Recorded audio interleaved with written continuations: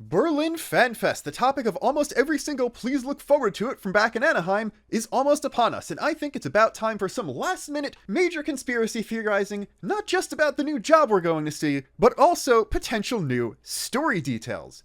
Not anything about the plot, but the characters who will be with us. In case you were wondering, yes, this video was supposed to come out a long time ago, but guess who still hasn't cleared Kefka yet?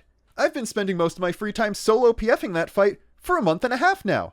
I'm having so much fun, and by the time you're seeing this, I'm almost certain I won't have cleared, and instead will be on week 3 of Phase 4 in Rage Prog.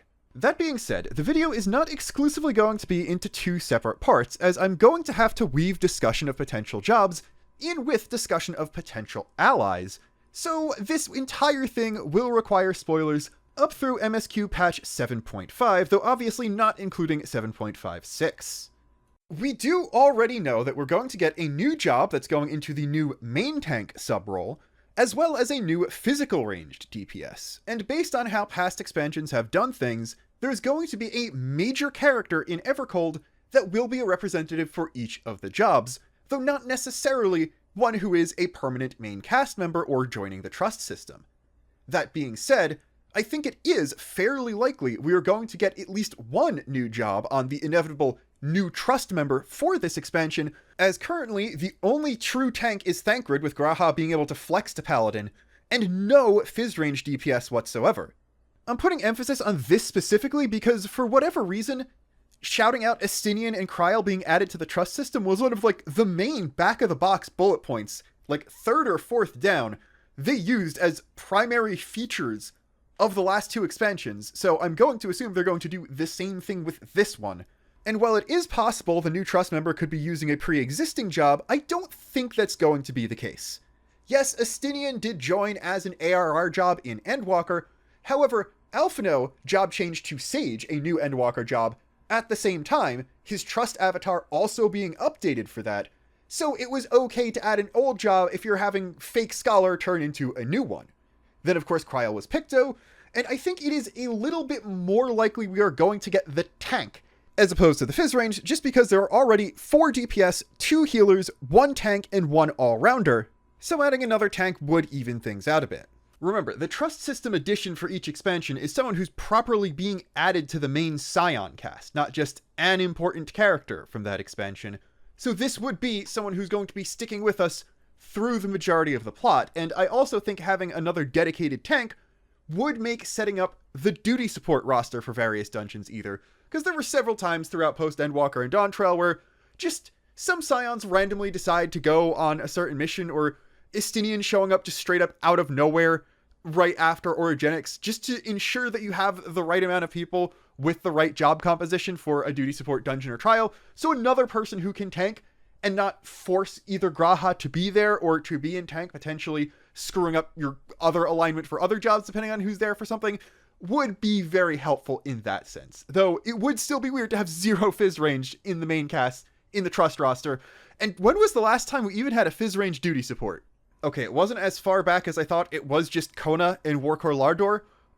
But I can count all the Fizz range duty supports on one hand.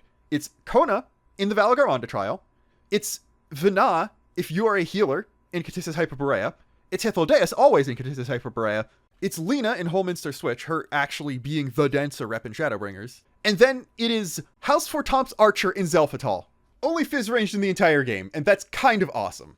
Another thing we have to consider for this expansion is that Evercold is a shard hopping story, and that means that neither of the jobs that we're going to be getting is going to be native to any of the new areas we're going to be going to, unless there is an overworld area in the source before we travel to another shard. CBU3 likes to make sure that at least one of the new jobs in every expansion is somehow connected either thematically or geographically to it, and it's going to have to fall on the thematic side when it comes to Evercold. Heavensward had Machinists, which you're basically privy to the invention of in Ishgard. Stormblood had the Hingen/Doman Samurai. Shadowbringers was also a shard hopper, but it added Dancer, a very classic and very conspicuously missing Final Fantasy job when a lot of things around Shadowbringers' story are very archetypical classic Final Fantasy themes calling back to the roots of the series, as well as the FF8-inspired Gunbreaker, when the Eden Raid series was heavily inspired by 8's story. Then Endwalker gave us a double whammy of the Sharlayan Sage and the Garlean Reaper, and Dawntrail gave us the Turali Viper. What does that say about Evercold, though? We don't know anything really about the story, but we do know the theme is Old Norse culture and mythology, so I think it is very reasonable to expect a job inspired in some way by that. This brings us a couple problems when predicting the job, however.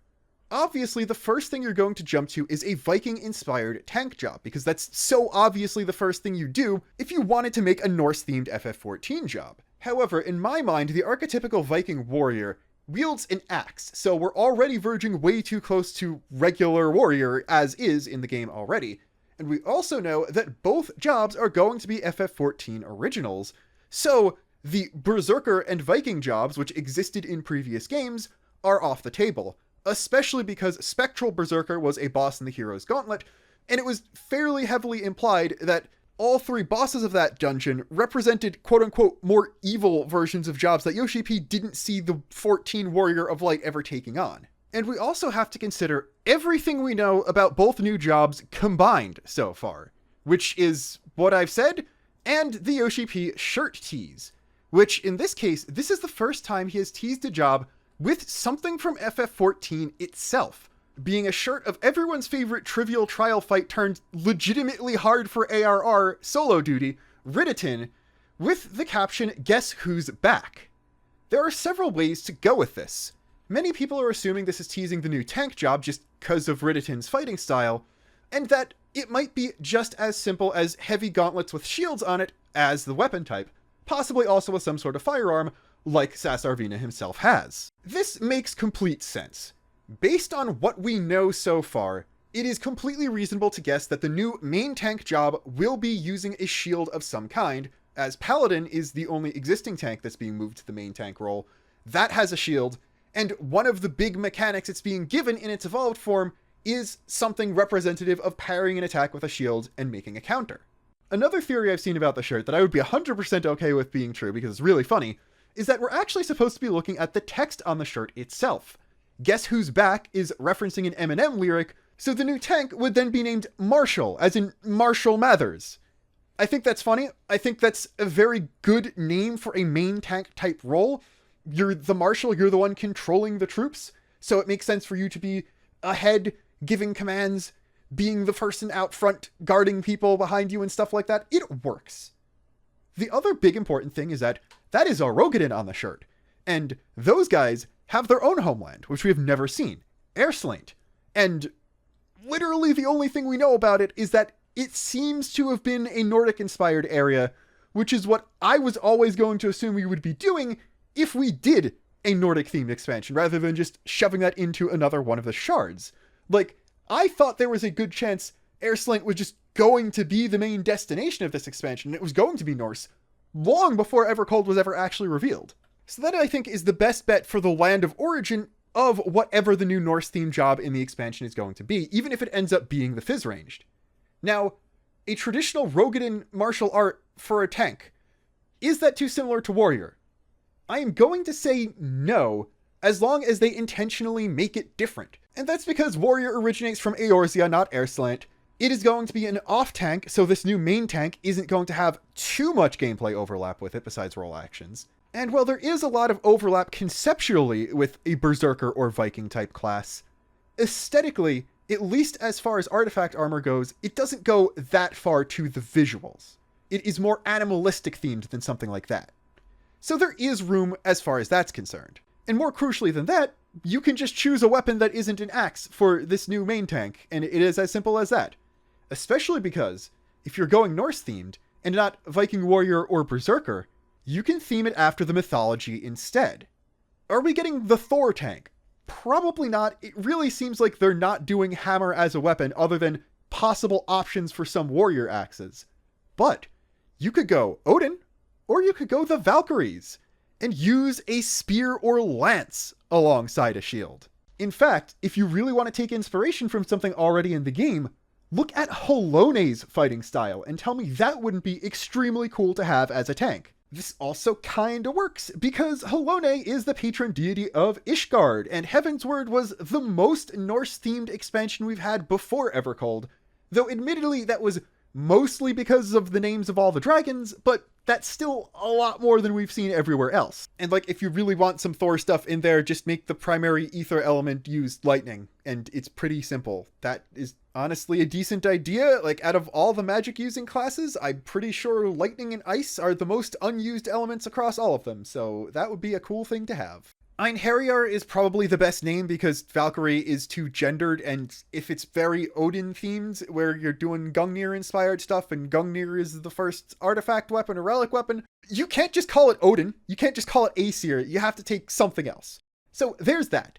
And this does tie into the first candidate I have for who will be changing into this job in Evercold. And well, we only know 2 characters who are going to be coming with us to the 4th so far. Estinian and Alphino. And you might be thinking, okay, Alphino job changed 2 expansions ago, it's obviously not going to be him, and Estinian is way too tied to being the Azure Dragoon of Ishgard to ever change jobs. Well, that's the thing. Estinian has been conspicuously, to the point where people mention it outright, MIA during 7.5. And this game really loves doing the thing where in the 0.56 patch, you get the first tease of one of the new jobs for the next expansion in the game itself. So, they could be setting up for something like Cryo coming in to make the save, showing Picto for the first time, right before Dawntrail, but right before Evercold, with Estinian being the new tank. Now, you're thinking, okay, that still doesn't make sense. Well, I think it would be okay if the new job he comes in showing off is a Halone-inspired, aesthetically fitting Evercold job that still uses a polearm.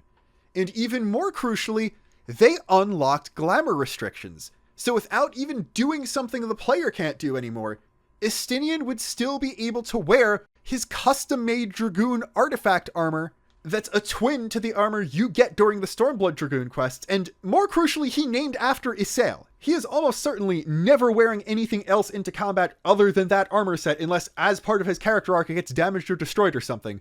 But if he picks up a shield that might be heavy enough to weigh him down and prevent him from jumping around like he usually does, it would not be hard for a master lance wielder who just straight up is the strongest scion besides us to pick up a more defensive fighting style, especially now that he doesn't have the lingering Nidhogg influence yelling at him in the back of his mind, and has mellowed out, I'm going to still say a little bit, but he had his whole dynamic with Vitra and like actually successfully mentored someone who wasn't Alphino for a little bit there in Dawntrail, so that is massive advancement for him. Plus, considering you can glamour Scholar and Summoner books over each other, as well as two-handed staffs regardless of whether they're for Thaumaturge or Conjurer, I wouldn't be surprised if they do something like this if you could just glam a Dragoon Lance over this new job, as given the exaggerated proportions the game tends to go for, it would make complete sense for the Lance even wielded one hand to still be the same size as a Dragoon one, you just wouldn't be doing as many acrobatic things with it as Dragoons do. You may be able to guess from this that I really like this idea. It's probably the thing I want most, unless they figure out how to make Magic Knight, or a Magic Knight adjacent job, into a tank, and just call it something new, or give it a unique inspiration. We got really close with that one variant dungeon boss. I was really hoping they might actually do that, but if it's going to be a main tank, I'm not quite sure they're going to go for that, especially because Paladin is already a magic using job. Regardless, unless it is a dual shield job where both arms are using a shield, I would not be surprised if the shield is either a very big tower shield or a very long exaggerated kite shield, just to even further distinguish it from the much smaller shields comparatively that Paladin uses. Considering the new plan seems to imply that main tanks are going to want to be the ones holding aggro for most of an encounter, I wouldn't be surprised if they give the new tank a sort of ranged phase similar to how Paladin already has. So like, if you want to give it a gun and shield is a criminally underused weapon combination that I would love to see more.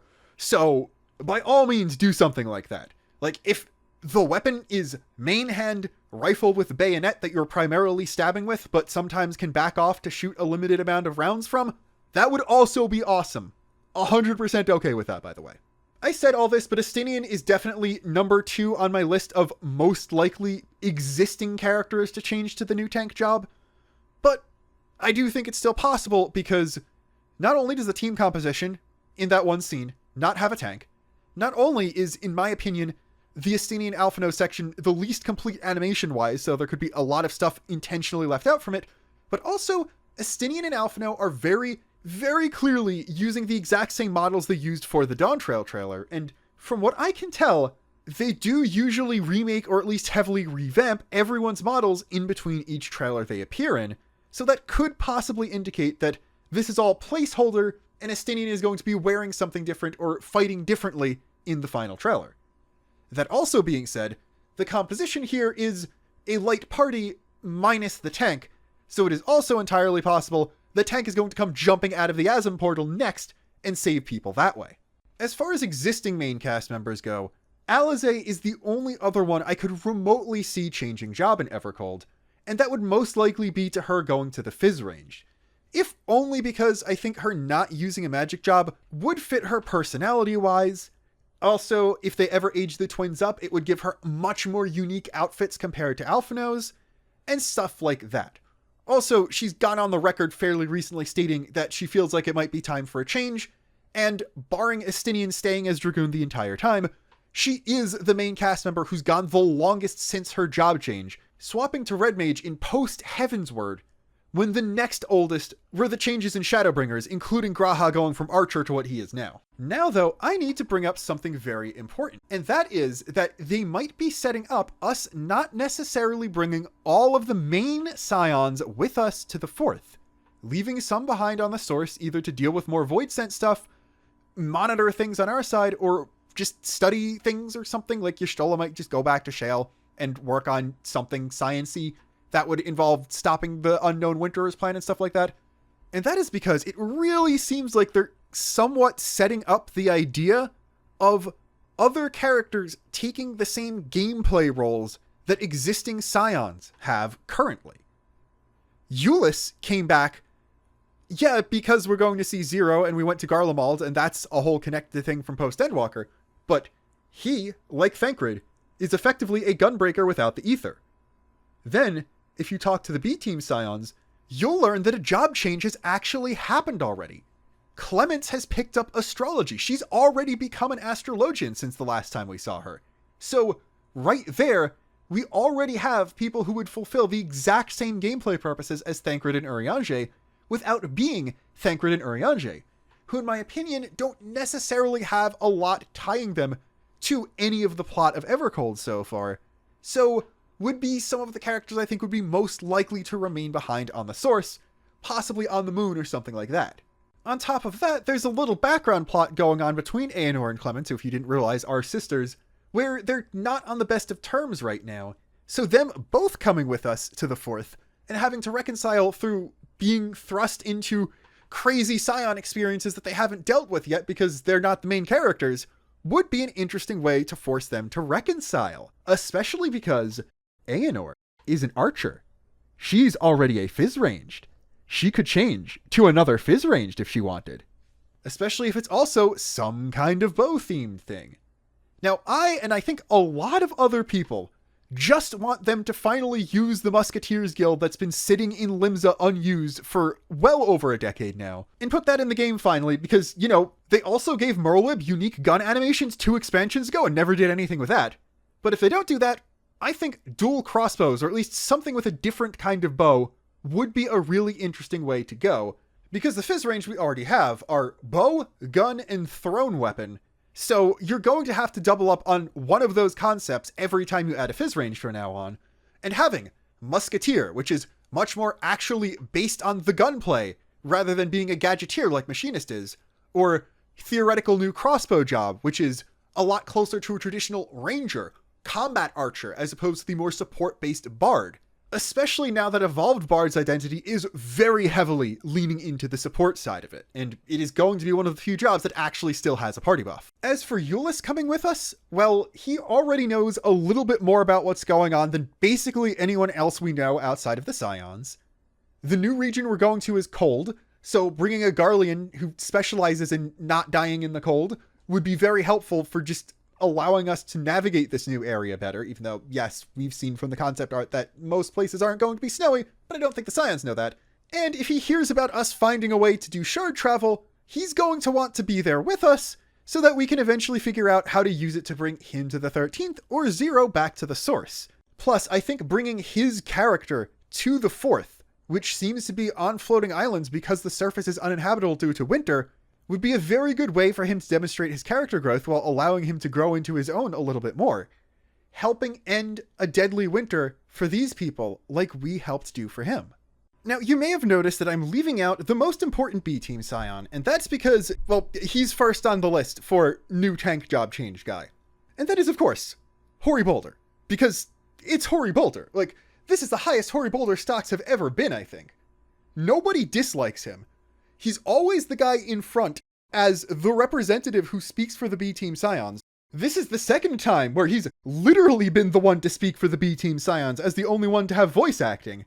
And it kind of seems like they're slightly nudging him to be more important this time, compared to his role in Endwalker, where he was just being like, hey, don't worry, the rest of the Scions got this on the planet while you guys go out into space. Basically, every non-main character who made it to the Rising Stones this time has been talking about how eager they are to get back to Scion work and how nice it is to have everyone together again, which I have my opinions on the validity of both of those statements, but if they use this as an opportunity to properly explore some of the more minor characters in the Scions who we haven't gotten to learn a lot about yet, I think that would be a really neat opportunity.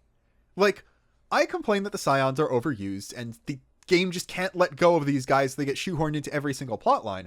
But if we pick and choose which of the main Scions we take with us, and then also bring a few people who've been around for several expansions, but never in a starring role, that solves basically all of my issues. If the Scions are properly treated as a larger organization instead of the important guys with ties to Louiswa featuring Kryl, Graha, and Estinian who have a support staff, then I don't have anything to complain about. But like, if we're going to continue to have a support staff, I would be very, very happy if we brought in like the tech side of Oblivion to be our guys in the chair, because I want Shell around longer. And I think Y'shtola does too. You also have to consider the fact that the only confirmed returning characters so far are the surviving main cast of Heavensward.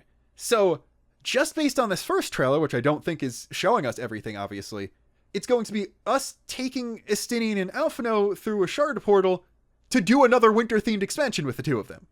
And also the Ishgard Norse connection I made before. Now, do I think we are doing a repeat of Heavensward or Shadowbringers? No. But I do think that especially having Estinian and Alphino there together, those two are going to reference things they've learned from Heavensward and apply that to solving problems in Evercold. So instead of just having characters who are going to be like Asael and Horshafant and Amaric, any characters who are tagging along with us for the first time are going to be evolutions of that concept, and possibly show off the character development Estinian and Alphino have had since then. Like, if those two are going to be the main guys for Evercold, then there's absolutely going to be a moment where we solve a local problem very quickly by making use of a lesson people learned in Heavensward, calling back to that and probably quickly winning the trust of someone native to the Fourth. And obviously, that is the one thing that is a complete wildcard when it comes to all this. We can speculate forever about characters we already know. Like, the only living character I think is completely off the table is Zero, and that's only because the Warrior of Light is stealing her job for the poster of this expansion. But there's gonna be new characters. I'm sure one of the new combatant characters who's with us duty support-wise is going to be a brand new character native to the Fourth, who we meet there. Now, is the new Scion member who's added to the trust system going to be that? Wuklamot has a much higher duty support attendance record than basically any Scion throughout Dawntrail, and she wasn't added to trusts, so there's a very good chance a main character of the expansion, who we know literally nothing about yet but will probably be meeting at Berlin, is just going to be the new job rep who's going to be a main cast member. And that's the other thing. When it comes to showing off the new jobs in an expansion, they usually put one of them on a Scion, and one of them somewhere else. Heavensward didn't do that, so it's only the 2 job expansions we need to worry about. But Stormblood, Alize went Red Mage, and Hien and Gosetsu represent Samurai. They're obviously major characters of the expansion, but Lys is the main characters. They're still supporting cast. In Shadowbringers, Thancred became a Gunbreaker, and then Lena was the one to show off Dancer. In Endwalker, Alphino became Sage, and then Xenos was the one to become Reaper. Then in Dawntrail, Kryl swapped to Pictomancer, while Viper was technically represented gameplay-wise by Zeralja in specifically Valagaronda duty support, and Galul Jaja was also one, though his fighting style was a lot less recognizable than pre-transformation Zeralja. Now, could this new main character be a variation on pre-existing job, or a non-combatant? Yes, and that's what makes this so hard to guess. I think seeing the tank at Berlin and New Tank being the new Trust member is pretty locked in, but even then, they don't necessarily have to be a returning character. We could theoretically recruit a new person into the Scions, like when we get to the 4th.